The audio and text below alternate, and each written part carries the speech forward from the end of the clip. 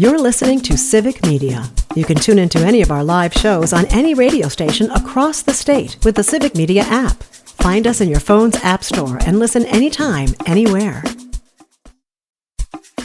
This is your WXCO Daily News Roundup for Bull Falls Radio, 98.9 FM and 1230 AM in Wausau.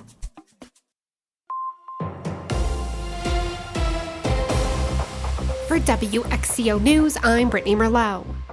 A former Whitewater student who threatened to use chlorine gas against police attempting to take his guns has pled guilty to possessing items for making chemical weapons. Stuart J. Waddles has more.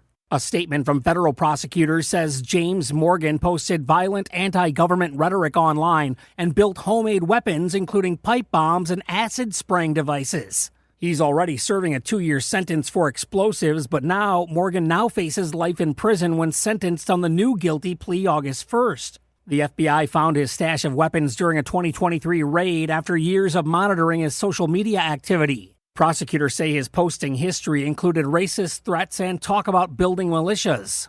And as severe weather moves into the state today, hail and high winds are expected. Be sure to be inside and stay away from windows. This afternoon, temperatures are going to spike into the 80s in spots south. As the sun shines through, it's adding fuel for more severe storms tonight. Feeling muggy, too. If any isolated storm spins up out ahead of the line of strong storms pushing through this evening, it could pack an intense tornado. And the risk for twisters remains in that line tonight, too. And those would be hiding in heavy rain and moving in fast. Widespread damage is possible. So be sure to have a plan in place, gather emergency items, and put them in your shelter spot, and make sure that you have a way to be warned if you're under a tornado warning.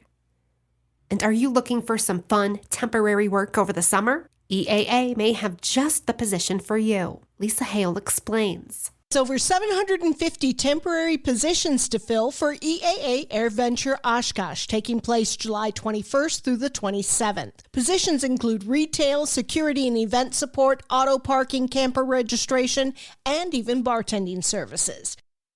The governor has proposed budget and lawmakers want tax cuts. Are they close to an agreement? Joanne Krulatz breaks it down. Tax and budget talks are getting off the ground at the Capitol. Democratic Governor Tony Evers said Tuesday that he's had meetings with Republican legislative leaders and staff. Evers said his goal would be to have work completed this summer, but the legislature seems a little slow this time around. Assembly Speaker Robin Vos believes the governor realizes that there will not be no spending without a reduction in taxes. I think the governor realizes that we're not going to spend any more money unless we have the ability to reduce taxes and help folks deal with inflation. And I think we realize that we're not going to ever get a tax cut if we don't talk with the governor and see where his priorities are as well. So we're very early in the process, but again, I'm an optimist. I hope we can get a budget across the finish line. Republicans prefer passing a tax package before moving on to the budget, while Evers wants any cuts to be part of the overall budget. Evers said he won't make a decision regarding a possible third term until after the budget is finished. And when the sirens go off or an emergency alert pops up on your phone telling you to take shelter from a tornado warning, do you know where to go? Always head to the lowest level, like a basement if you have it, or the ground floor. And pick a spot that's got as many walls between you and the outside as possible. That may be a closet, bathroom, under the stairs. Most tornadoes tend to tear through upper levels and rip out exterior walls as the roof blows off. Then, flying debris becomes missiles, so you'll want to find something to cover yourself up with. Get low and cover your head. And if you're stuck driving, pull over and go inside somewhere. Seek shelter. Don't stay in your car or go under an overpass because you're seriously safer getting into a ditch. Exceeding expectations and then some. Lisa Hale has a wrap-up of the NFL Draft in Green Bay. Organizers thought 250,000 people would visit the NFL Draft in Green Bay this year. They were wrong. The official count over the 3-day period was 600,000 attendees. John Baker, head of global events for the NFL. I got it completely wrong. I thought 250,000 people would come to this draft over 3 days, and you have completely blown that number out the doors. The NFL confirmed attendance Thursday was 205,000 people, Friday 175,000, and on Saturday 220,000 people attended the NFL draft. Green Bay is the smallest market to host an NFL team, but it tied the numbers seen in Nashville in 2019. Detroit set the record last year when 775,000 people attended the 3 days of draft activities. And for those keeping track, there was only one arrest and 8 ejections over the entire 3-day period. For Civic Media News, I'm Lisa Hale. And watches and warnings may be issued today for the risk of tornadoes in the state tonight. A tornado watch means be prepared and ready to act quickly. If an isolated storm this evening gains some steam, it could drop a twister from it rapidly. That's when a warning will be issued. It means that a tornado is on the ground and actually seen by someone, or it's showing strong rotation on radar. It's when you need to take shelter immediately. Always take watches and warnings seriously, especially today. Tornadoes can be rain-wrapped in a line and hiding, especially late tonight and moving in fast. I'd say right now is a good time to stay alert, stay tuned, and have your plan ready for action. The American Red Cross wants to recognize heroes right here. Lisa Hale explains. Today is Superhero Day. Real-life superheroes come in all shapes and sizes. They come in all ages and abilities. Real-life superheroes are the ones that go above and beyond to help those in need. The American Red Cross of Wisconsin Northeast Chapter is seeking local heroes who have shown exceptional courage, dedication, and selflessness in heroic contributions to their community. They will honor them at the 2025 annual Northeast Wisconsin Heroes Golf Classic. Rebecca Rockhill, Executive Director of the Red Cross Northeast Wisconsin Chapter. They don't do it for recognition, but we want people to hear their story. We want people to hear the good that is being done in the community, and that there are everyday heroes that are making oftentimes life-saving acts of heroism. If you know an individual, group, or organization that has gone above and beyond to save a life or make a community better, you're encouraged to nominate them. To nominate a hero, visit redcross.org/Wisconsin and fill out the online nomination form. All nominations must be submitted by May 31st. And tornado outbreaks in April do happen in Wisconsin. Just 14 years ago, on April 10th in 2011, we had 15 of them touch down in one day. And the state's third deadliest tornado also happened in April in 1956. It hit the town of Berlin, just 30 minutes west of Oshkosh, and it killed 7 people and injured 50 and was rated an F4. Have a plan in place. You want things like good shoes, a flashlight, gloves, water, change of clothes, medicines, pet food, first aid kit, and more. I'm Brittany Merlot for WXCO.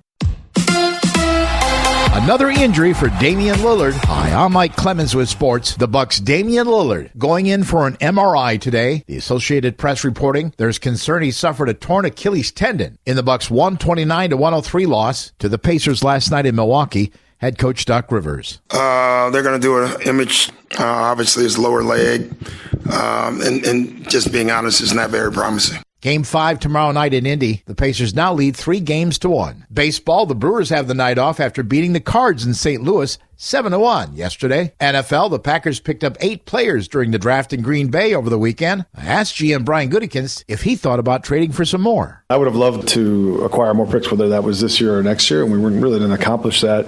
But it was really pretty quiet today as far as that went. We had 8 picks. Feel really good about those guys, and then some of the guys that we're signing right now I feel pretty good about too. That's the Packers' Brian Gutekunst with Sports. I'm Mike Clemens. On your entertainment beat, I'm Pete Schwaba. Demi Moore says aging is a gift and very different from being old. The Hollywood Reporter says the Substance actress says she prefers her current age to being 21, saying as good as 21 may sound, it was torture. The Oscar-nominated actress praised Oscar winner Honora's Mikey Madison, saying she gave a phenomenal performance. She also says that she has much more work to do and would love to be back on the Oscar stage. Also from the Hollywood Reporter, and speaking of Substance, Margaret Qualley has a new comedy that she's just learned will hit theaters this summer. Focus features Honey Don't also stars Aubrey Plaza and Chris Evans and is directed by Ethan Coen. Qualley plays a small-town private investigator who looks into the deaths at a church. Honey Don't will hit theaters August 22nd. 2 Hollywood movers and shakers are about to get even busier as they team up for a new psychological thriller. American Hostage is a new series from MGM Plus and will star John Hamm, and Sean Ryan will executive produce. The show is set in the 70s and follows Hamm's character, who is a reporter forced to interview a hostage taker in the middle of a crisis. Hamm is currently starring in Your Friends and Neighbors, and Ryan recently executive produced and wrote The Night Agent. Pamela Anderson's recent film, The Last Showgirl, brought her critical praise and some Oscar buzz, but it did not result in a nomination. Not sure if it's a snub or not, but according to the New York Post, it motivated the Baywatch actress to retaliate by moving to Massachusetts to do theater.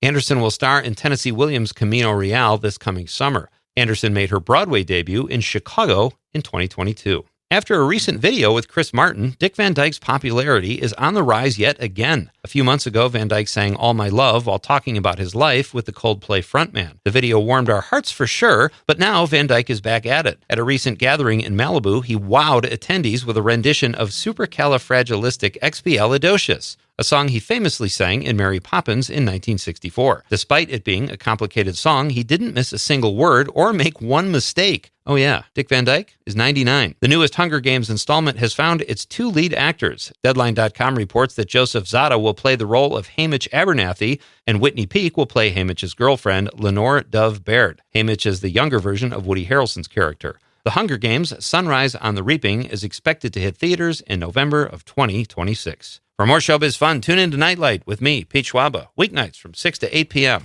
on the Civic Media Radio Network. It is going to be very warm today with strong to severe thunderstorms likely this afternoon into this evening. Hail, wind, and tornadoes are all possible. It's very important that you stay weather aware today. Be prepared and have a way to get warnings and information. Stay tuned for updates. We'll have them for you. I'm meteorologist Sean Cable. Right now, it's 48. That's your WXCO Daily News Roundup from Civic Media. Subscribe to this podcast on Spotify, Apple, or wherever you find your podcasts. Find more news at bullfallsradio.com. The national news cycle never stops, but it can be hard to find news about your local community. Civic Media is dedicated to providing quality local and state news coverage across Wisconsin. With the Civic Media app, you can get notifications about local stories that matter to you and your community. Find the free Civic Media app in your phone's app store and choose notifications from the menu to tell us what kind of news you want to hear about.